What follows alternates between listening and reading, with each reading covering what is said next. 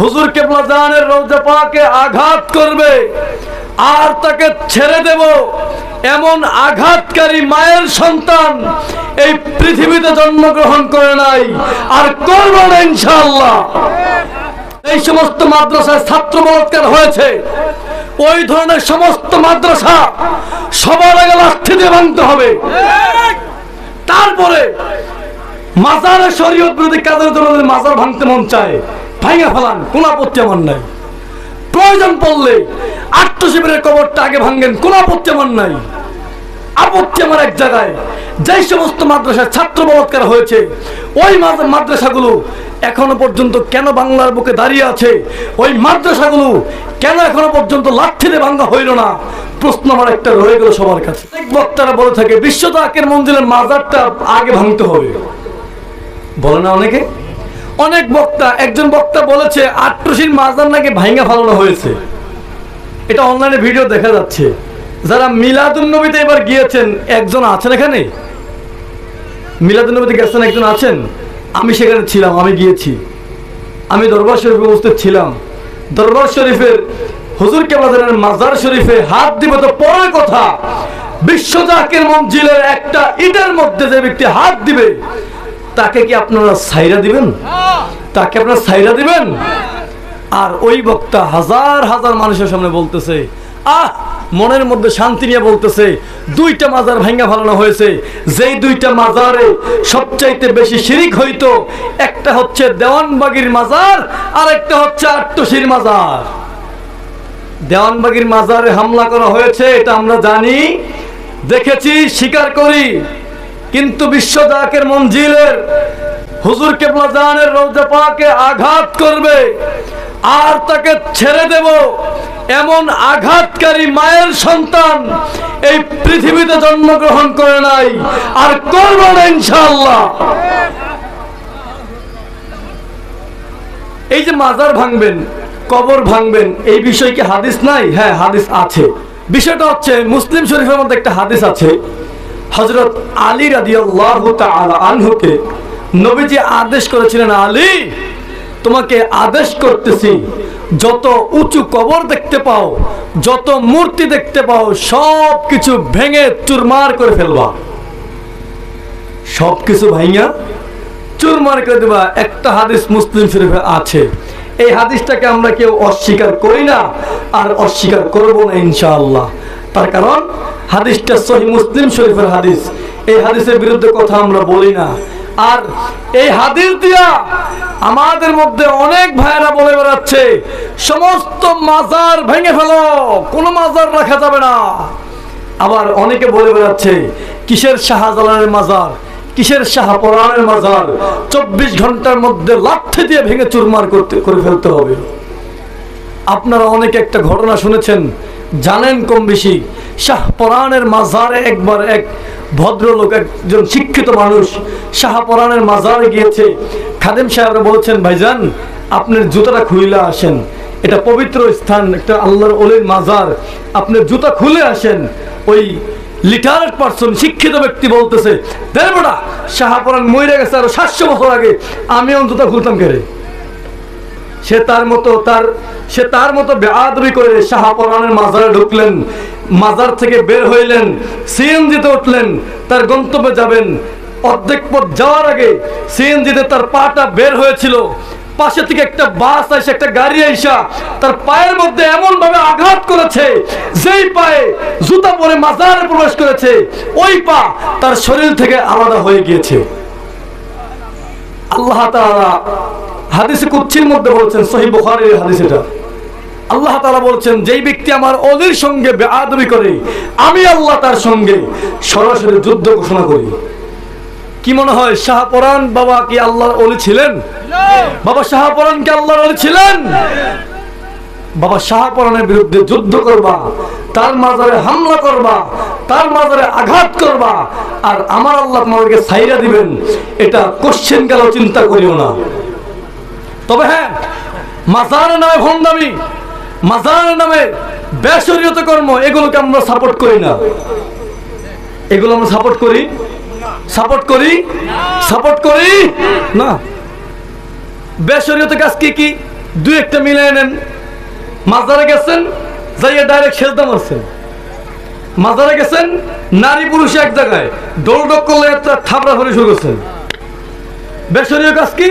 নারী পুরুষ এক জায়গায় নাচানাচি হই হুল্লা করে গান বাজনা করতেছেন। এগুলোকে বেসরীয়তে কাজ বলে আমরা মনে করি। এই কাজগুলোকে আমরা কখনো সাপোর্ট করি নাই আর করবো না ইনশাআল্লাহ। বিশ্ব জাকের মঞ্জিলে এই ধরনের কোনো কাজ হয়? যেরকম হয়, আরো যেরকম হয়। যদি ভবিষ্যতে হয় আপনারা কি মানবেন? কেউ মানবো না ইনশাআল্লাহ।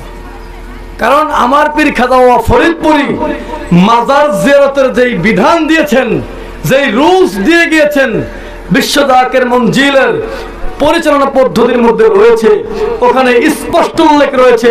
এবং রওজা শরীফের মোট 5 থেকে 6 জায়গায়, ভিতর বাড়ি সহ সব মিলে মোট 5 থেকে 6 জায়গায় লেখা রয়েছে, তোমরা কেউ রওজা শরীফে সিজদা করিবে না, ইহা আল্লাহর নিষেধ, হারাম হারাম হারাম। আমরা হারাম থেকে দূরে থাকতে চাই কি চাই না? আমরা কেউ মাজারে সিজদা দেই না, আমরা কেউ মাজারে সেজদা দেই না, সাপোর্ট করি না। আপনি মাজারে সেজদা দেয় বিদায় মাজার ভাঙবেন, মাজারে ভণ্ডামি হয় বলে মাজার ভাঙবেন, মাজারে নারী পুরুষ নাচে বিদায় মাজার ভাঙবেন। ছোট্ট একটা প্রশ্ন করে উত্তর দেন, মাথায় যদি উকুন হয় তাহলে আমি কি করবো? মাথা কাইটা ফেলাম? হ্যাঁ, মাথায় যদি উকুন হয় বা ময়লা হয় তাহলে কি মাথা কাইটা ফেলাম? মাথায় উকুন হইলে যদি মাথা কাইটা ফেলায়, এটা যেমন বোকামি। মাজারে ভণ্ডামি হইলে মাজার ভাঙা ফেলানো ওই রকম বোকামি। আরেকটা কথা বলি, এটা কোন দৃষ্টিকোণ থেকে নেন জানি না, তো ভালো দিক নিয়েন, খারাপ দিক কেউ নিয়েন না। মাজারে ভণ্ডামি হয়, মাজার ভাঙ্গেলাম, থিমস তো এটা, থিম তো এটা। মাজারে ভণ্ডামি হয়, মাজার ভাঙ্গা ফেলামো, আচ্ছা ভাঙ্গেলাম, কোন আপত্তি আমার নাই। সবার আগে আত্মশিবিরের মাজার ভাঙ্গেন, কোন আপত্তি নাই, কোন আপত্তি আমার নাই। তবে সবার আগে যেই সমস্ত মাদ্রাসায় ছাত্র বলাৎকার হয়েছে, ওই ধরনের সমস্ত মাদ্রাসা সবার আগে লাঠি দিয়ে ভাঙতে হবে। তারপরে মাজারে শরীয়ত বিরোধী কাজের জন্য মাজার ভাঙতে মন চায়, ভাঙা ফেলান, কোন আপত্তি আমার নাই। প্রয়োজন পড়লে আত্মশিবিরের কবরটা আগে ভাঙ্গেন, কোন আপত্তি আমার নাই। আপত্তি আমার এক জায়গায়, যেই সমস্ত মাদ্রাসায় ছাত্র বলাৎকার হয়েছে, ওই মাদ্রাসাগুলো এখনো পর্যন্ত কেন বাংলার বুকে দাঁড়িয়ে আছে? ওই মাদ্রাসাগুলো কেন এখনো পর্যন্ত লাঠিতে ভাঙ্গা হইল না? প্রশ্ন আমার একটা রয়ে গেল সবার কাছে। আপনি যেই যুক্তিতে মাজার ভাঙতে চান, তার চাইতে ভয়াবহ যুক্তিতে মাদ্রাসাগুলো ভাঙতে হবে। কই আমরা তো কেউ কই না মাদ্রাসা ভাঙা ফেলাও। আমরা বলি যে অকারেন্স হচ্ছে, যে অপকর্ম হচ্ছে, ওই অপকর্মটাকে তোমরা দূরীভূত করো, দূর করে দাও।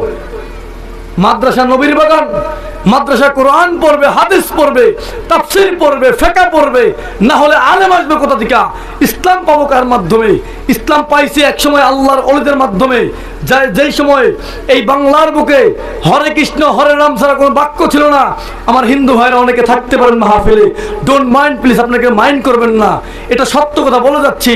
যেই সময় এই বাংলার বুকে কালেমা কি জিনিস, আজান কি জিনিস, নামাজ কি জিনিস, রোজা কি জিনিস, মুসলমান কি জিনিস কেউ বুঝতেন না, ওই সময় আমার পীর খাজা ফরিদপুরের বংশীয় পূর্বপুরুষ ময়মনসিংহের নেত্রকোনায় আইসা শাহ সুলতান কমরউদ্দিন রুমি রহমাতুল্লাহ আলাইহি আজ থেকে 1000 বছর আগে আইসা দাওয়াত দিলেন, লা ইলাহা ইল্লাল্লাহু মুহাম্মাদুর রাসূলুল্লাহ।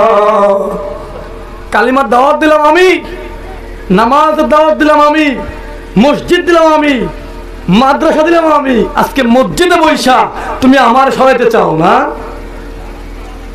যেই সন্তান নিজের বাবাকে ঘর থেকে বের করে দেয়, সেই সন্তান কি অরিজিনাল সন্তান হতে পারে? সেই সন্তানের মধ্যে ঝামেলা আছে না নাই?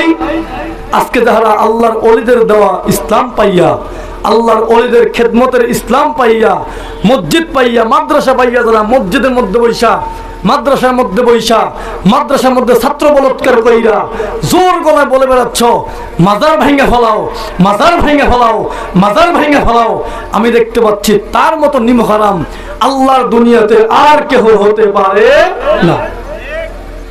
তবে হ্যাঁ, হাদিস যা আছে সমস্ত উঁচু কবর ভাঙা লাও, এই হাদিসে কি করবেন? এই হাদিস যখন আমাদের সামনে বলা হয়, আমাদের মধ্যে একটা খটকা লাগে, হাইরে নবীজির হাদিস, হাইরে নবীজির হাদিস, কোথায় যাব, কোন দিক যাব? নবীজির হাদিস তো অস্বীকার করা যাবে না। নবীজির হাদিসকে অস্বীকার করা যাবে? অগ্রহণযোগ্য বলে ঘোষণা করা যাবে? ফালায় দেওয়া যাবে? নবীজির হাদিস কেউ অস্বীকার করতে পারবে না। এই হাদিস সম্পর্কে যে হাদিসটা আমি আগে বলেছিলাম যে নবীজি সাল্লাল্লাহু আলাইহি ওয়াসাল্লাম মাওলায়ে কায়নাত হযরত আলী রাদিয়াল্লাহু তাআলা আনহুকে সমস্ত উঁচু কবর ভাঙার জন্য আদেশ করেছিলেন, ওই হাদিস সম্পর্কে যুগের বিখ্যাত একজন মুহাদ্দিস, যুগের বিখ্যাত একজন মুজতাহিদ মুজাদ্দিদ আল্লামা ইবনে হাজার আসকালানী রাহমাতুল্লাহ আলাইহি তার লেখা ফাতহুল বারি শারহ সহিহুল বুখারী এই কিতাবের 1 নম্বর খণ্ডের 613 নম্বর পৃষ্ঠার মধ্যে লিখতেছেন, আয় দুনা গায়রিহা মিন কুবুরিল আমবিয়াই ওয়া আতবাইহিম লিমা ফি যালিকা মিনাল ইহানাতি লাহুম। তিনি লিখতেছেন, যত নবীগণ আছেন, নবীদের অনুসারী যারা আছে, অর্থাৎ নবী, নবীর ভক্তবৃন্দ, সমস্ত নবী, একজন না, আম্বিয়া, নবী শব্দের বহুবচন আম্বিয়া, যত আম্বিয়াগণ আছেন এবং আম্বিয়াদের যত অনুসারী আছে, তাদের কবর ভাঙ্গা যাবে না। হাদিস তো ঠিকই আছে, হাদিস তো ঠিকই আছে, হাদিসের ব্যাখ্যাও ঠিক আছে, পড়িও না, মানিও না, জানিও না, আর ফাল দিয়ে বলে ফেলতেছি সমস্ত মাজার ভাঙা হলো। একটা হাদিস গ্রহণ করতে হয় হাদিসের মুহাদ্দিসিনদের রায় থেকে। হাদিস সম্পর্কে মুহাদ্দিসিনগণ কি বলেছেন, ওই রায়ের বিরুদ্ধে দাঁড়াইয়া, ওই রায়ের বিপরীতে দাঁড়াইয়া কখনো হাদিস মানা যায় না। আমার পীর খাজা বাবা ফরিদপুরি যেমন শরীয়তকে গুরুত্ব দিয়েছেন, তেমন তরিকতকে গুরুত্ব দিয়েছেন, তেমন ইলমে মারিফতকে গুরুত্ব দিয়েছেন।